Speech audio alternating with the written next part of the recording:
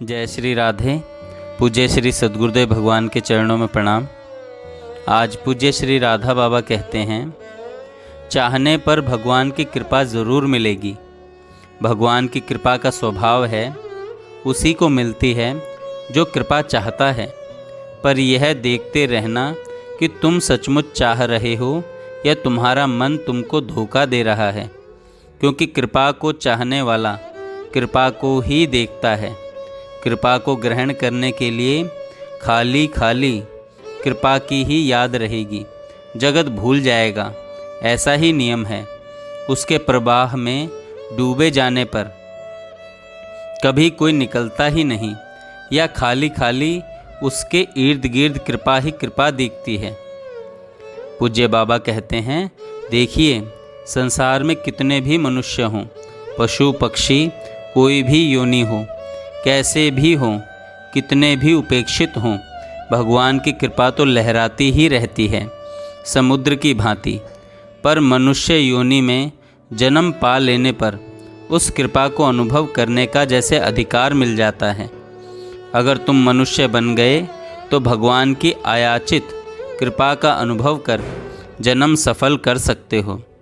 सब पर समान भाव से भगवान की कृपा निरंतर बरसती रहती है। पर सबसे बड़ी त्रुटि हम लोगों में ये है कि हमें अवकाश कहाँ है, समय कहाँ है कि हम उस कृपा का अनुभव कर सकें। भेड़ की तरह हमारी भी आदत है कि अगर एक भेड़ कुएं में कूदेगी तो सब कूद जाएंगी। हम 50-60 वर्ष पहले की बात याद करते हैं। 50-60 वर्ष पहले की बात याद करते हैं तो लगता है कि एक ही चीज़ का बोलबाला था, जैसे तैसे पैसा कमाओ और मनमाना जीवन बिताओ। अभी आपके भान नहीं हो रहा है, अभी आपको भान नहीं हो रहा है। पर मनुष्य जीवन का सबसे बड़ा दुरुपयोग यही है, मुझे कुछ फ़र्क नहीं पड़ता है। पर उस समय की बात याद करके कह रहा हूँ कि मनुष्य कितना नीचे से नीचे चला जाता था। भगवान की कृपा में एक ऐसी चीज़ भरी है जो सचमुच एक बार भी अनुभव कर लेगा, उसकी आँख कभी किसी दूसरी ओर जा ही नहीं सकती।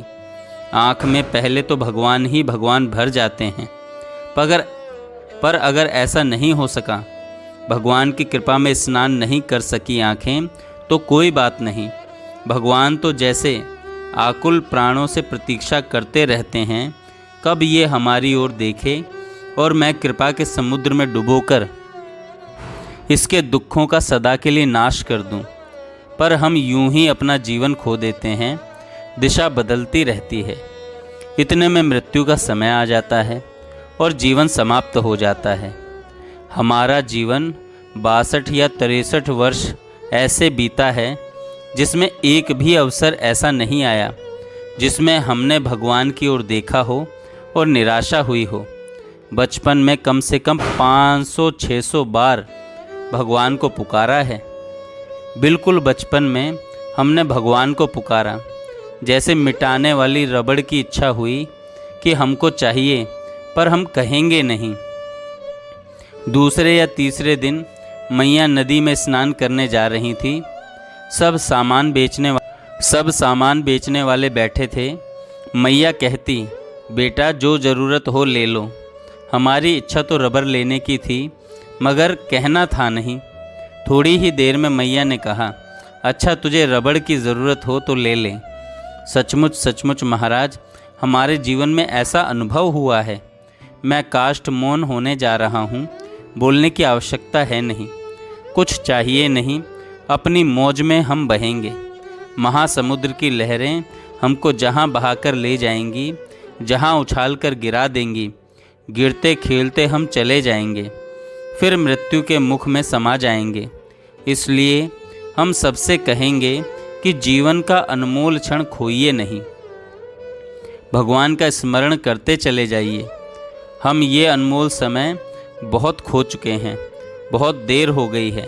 अब अपनी जान में भगवान का स्मरण करते रहिए, फिर देखिएगा आपका जीवन कैसा होता है।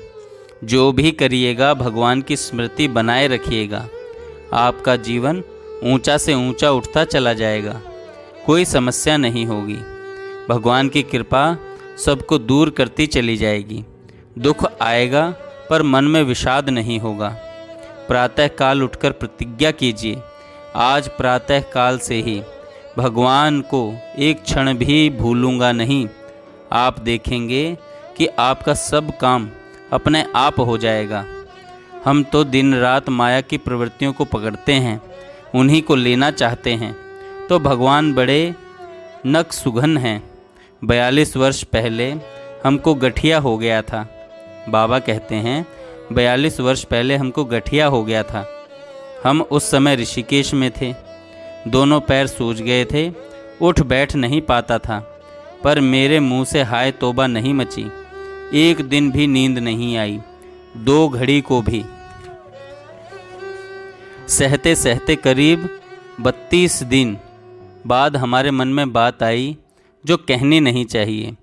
एक दिन अचानक रात को सोते समय हमको बड़ी पीड़ा की अनुभूति हुई। मेरे मन में हुआ कि नाथ, जितनी बड़ी पीड़ा है उसकी 10 गुनी और हो जाए, पर उसे सहने की शक्ति तो दो।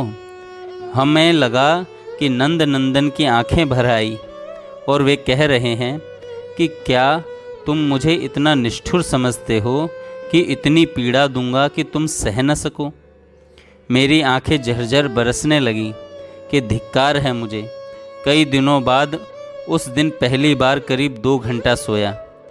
इसे चाहे चमत्कार मानिए, पर सवेरा होते ही 14 आना दर्द गायब था।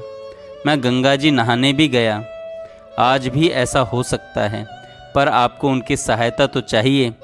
वे सभी काम जिसमें आपको दिक्कत हो रही हो तो चुपचाप आप भगवान की ओर देखिए, जीवन आनंद से परिपूर्ण हो जाएगा। जय श्री राधे। जय श्री राधे। जय श्री राधे।